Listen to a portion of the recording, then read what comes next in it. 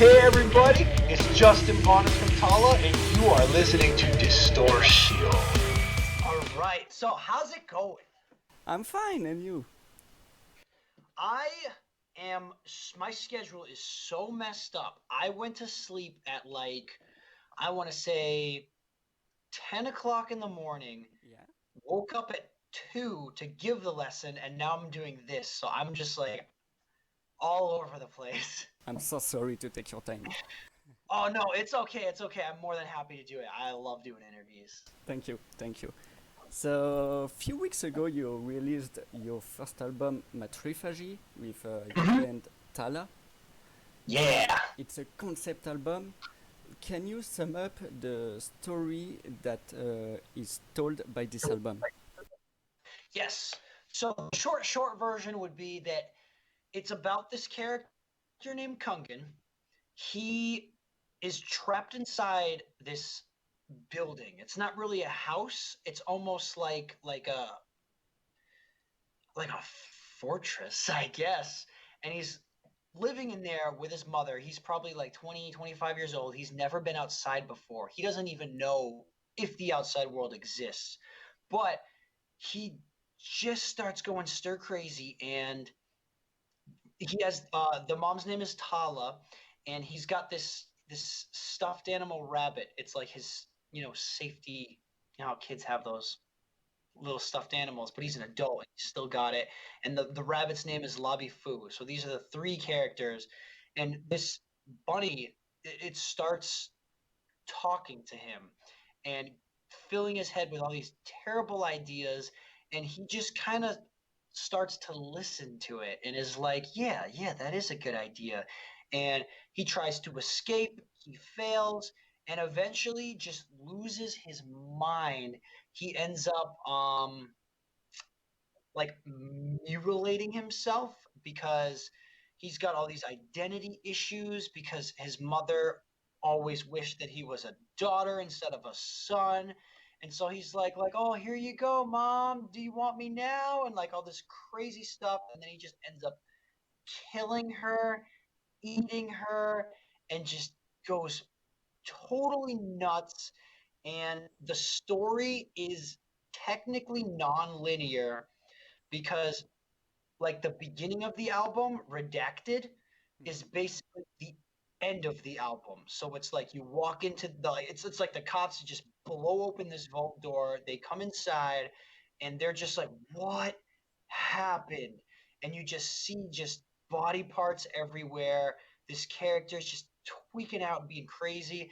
And then this character Kungan, he wants to tell them his story, and then from there we kind of go linear until we catch up to that moment again at the very end of like Red Light. So that's kind of the short version of what's going on with Matriphagy. Okay, so when you're singing in this album, you are playing the role of Kungan. Yes, for the most part.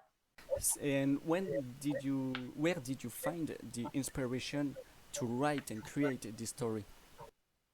So, when I joined the band, it was back in 2018. So they had already written about half the album. It was just an EP at the time, and they had already recorded the whole instrumentals. Like they formed in September 2017.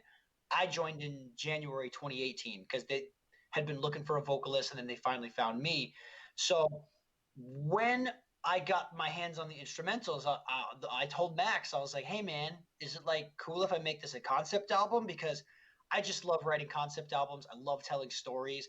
It just makes it not easier, but it's like, it's more fun for me to write about like this big, like if I have this big fictional topic and it's just like, each song is a plot point. It's just easier for me to be like, this song's going to be about this song's going to be about this song's going to be about this, rather than just like listening to the song and saying whatever I want.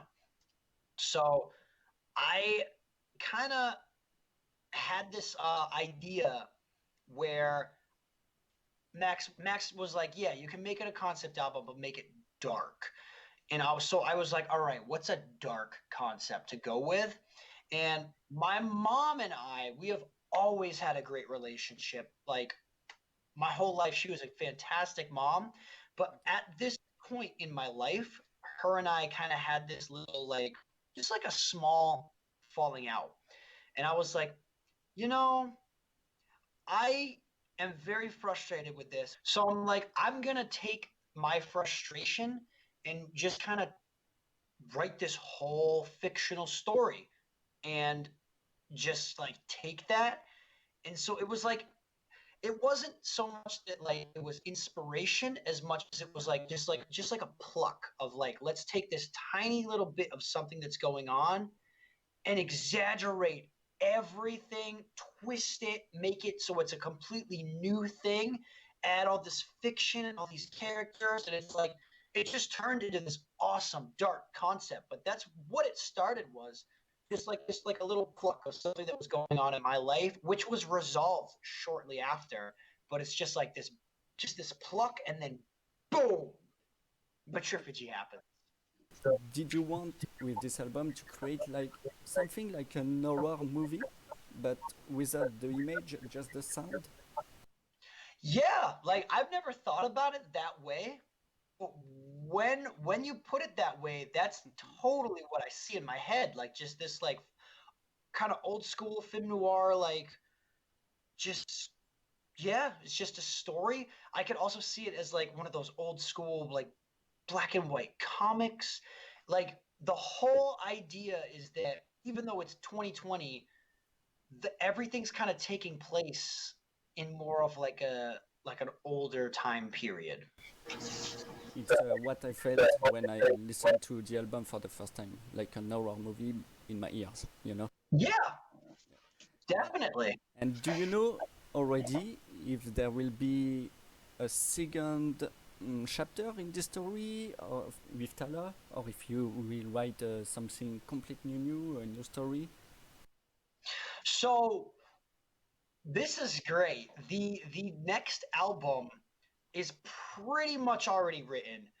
Um, Max and I and the rest of the band, we were gonna make that album first because we didn't know that we were gonna re-release Matriphagy or expand it because we released our EP in 2018. Just no one should read this, and then we had this whole other album that we wrote and like is almost ready to go. We're tweaking things now because I got a whole all this extra time.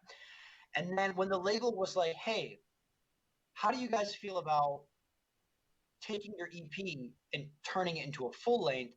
It was like, I guess so. And so we expanded the concept into the full version of Matriphagy. And then everything we were working on, we just kind of put it aside. So it's like when we're ready to go into the next album, it's like it's already there. It just needs to be revised and tweaked. But when it comes to the story, it's not really like I don't want people to think of it as like a second chapter or like a prequel or something like that. It's like Matriphagy is its own thing, and this next album, it's gonna be its own thing, but we're thinking like there might be little things that tie it back and forth that kind of make you wonder, well, hold on, when is this? What is this? Like, is it in the same universe? We kind of want the fans to figure out what's going on, if that makes sense. Okay, so there is the MCU and you want to create your own universe. Like we don't it's not like that we want to create our own universe. It's like everyone loves Matriphagy, and I think everyone wants a part two. They want the story to continue, or they want an explanation that's like a prequel. And we're kind of like, well, we don't know if we want to go that way. But this second album is a concept album, and there are little Easter eggs in there, but it's like we're not going to outwardly say, yes, this is in the same universe. It's more like the fans are going to need to pick up on these little things and decide, is it? Also, during the COVID crisis, you did a concert for the release of the album and another one for the Knockfest. Was it hard for you to play without a crowd? Not for me specifically. I know, I'm sure it might have been weird for some of the other band members, but me being like, I've been on YouTube since 2013, I'm so used to just performing for the camera and imagining that fans are there, that for me it was like the same as always. But for the other band members, I'm sure for some of them it might have been weird because it's like there's no crowd. But at the same time, it's like him filming. There was another guy on lighting. There was another guy on sound. I can't remember if there was a fourth. I think it was just those three. There might have been a fourth person there. And like when we first started, the band, it's like we played for venues where only four people came out anyway. So it's like that's our crowd. And you got two new members. You got Yes. Alex Snowden on the guitar and Musen on the turntables. Can you tell me more about their integration in the band? Yeah. So Musin is a great story. So with Musin, he actually was just he was a fan of mine, and we just became really, really, really good friends over like the last, I want to say, 5 years. So he Max and I back in 2019 had been considering getting a turntable player, but we don't know anyone who plays turntables. Like no one really, like, you have DJs, but no one actually like does like the kind of stuff anymore. So we were talking to the bassist from Guerrilla Warfare. I think his name's Trevor, and he's like, "Oh yeah, dude, anyone can learn how to play turntables. Like, just get a turntable. They can learn how to play it in like a couple months."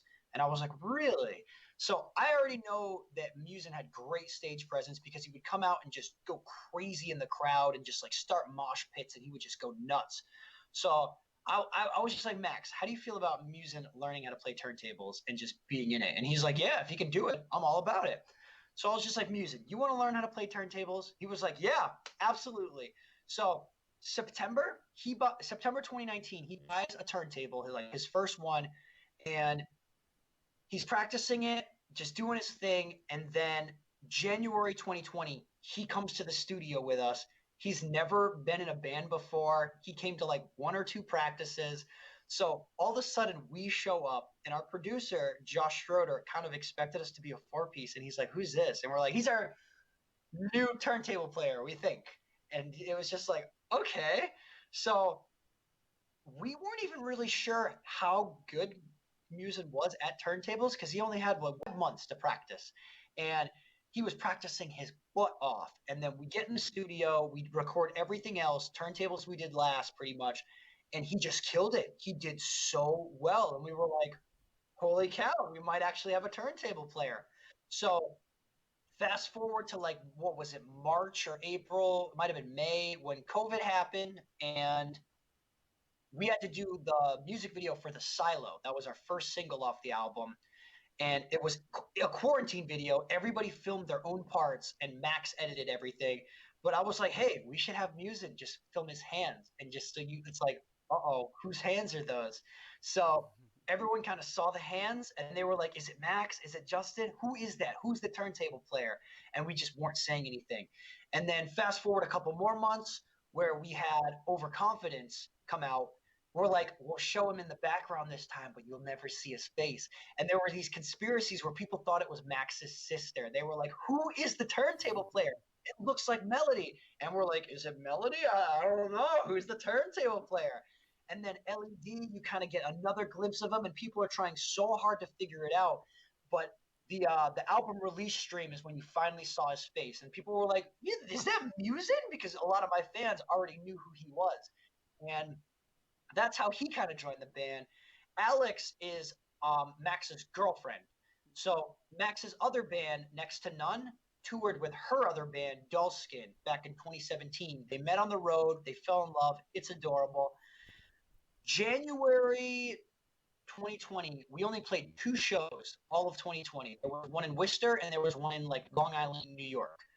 And we were a 4-piece. We wanted to be a 5-piece. So we had our old guitarist, AJ. January, we had this show where we were going to have AJ come out and play with us so that we could be a 5-piece just for these 2 shows. But he just couldn't make it. But we had all his like pedals and stuff still. So Alex was just kind of tagging along, and she was like, I'll fill in. Like Max kind of taught her the songs, and she was going to fill in. So in the I think it was January 4th, she actually came on stage with us and was like playing the first song, but then like the guitar got like she like broke a string and like the pedals were all messed up, and like she just kind of left, and everyone was like, yo, who was that girl like on stage? Like she looked really cool, like she totally fit with the band. And what happened? We're like, oh yeah, that's Max's girlfriend. She was going to do the set with us, but was having trouble with the guitar. So fast forward to September when we're filming the album release stream. Max was like, man, I really want to film this as a 5-piece. I want people to hear like what we're going to sound like as a full sound. So you guys cool like if I just teach Alex the set and fly her out here and like have her do it? And we're all like, yeah, absolutely. She's awesome. So she did the set with us, and all of us were like, man, we really wish you would like stay in the band because you're such a good fit. And she's like, do you want me to stay in the band? Because I would love to join. I just didn't want to overstep because like this is your thing. And every single one of us was like, yes, join. Like you're awesome. So that's how she joined. And like, that's our lineup now. And you also have a lot of other projects like Priority, Hungry Light, from the look of things, and many others. How does it feel to be in your head? Aren't you lost sometimes with all your projects? I mean, it's like sometimes it gets a little overwhelming because I have so many projects. So I'm like, what do I want to work on right now? And I can only work on one thing at a time. So it's like when I'm with Tallah, I'm with Tallah. I'm just doing Tallah stuff. I'm not even thinking about my other projects. And then once we release Matriphagy, I'm like, all right, like, what do I want to work on? I got all these other things going on. Does that answer the question? Sure. Do you have a limit to your creativity? Do you feel like you can do more every time? Yeah, it's interesting. So I've noticed, like, I started writing music when I was like 11, and I started recording, like, really like getting into that kind of stuff when I was like 16. So I've been making music for a while, and I can every single time I raise the bar, I one up myself. I'm like, oh, I can do better. I can do so much better. And it's not like an insecure type of thing where I'm like that old stuff sucks. It's more like, yeah, but I can do so much better now. I just keep growing as a lyricist, as a vocalist, as a musician, as a composer. And when I look back at my old stuff, I'm like, yeah, that's cool, but like check out this. So it's like every album I put out, I'm all like everything's getting more and more complex because I'm like, well, I already did this. So what haven't I done? And so I'm like, I haven't done this. So the guitar parts get more complicated. The vocal parts get more complicated. The concepts get more in depth, and the characters start getting more layers to them.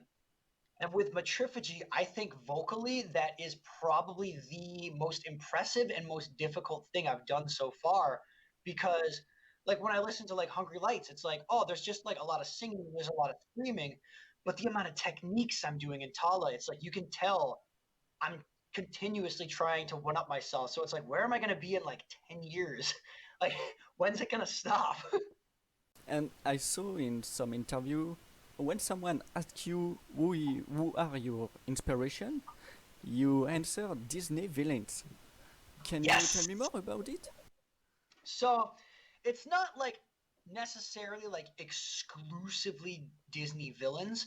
It's also like just any animated villain with those like that you grew up on when you were a kid and they're singing the songs. Like Ratigan from The Great Mouse Detective is one of my favorites, or Rasputin from Anastasia, because these animated villains, they always have these raspier voices.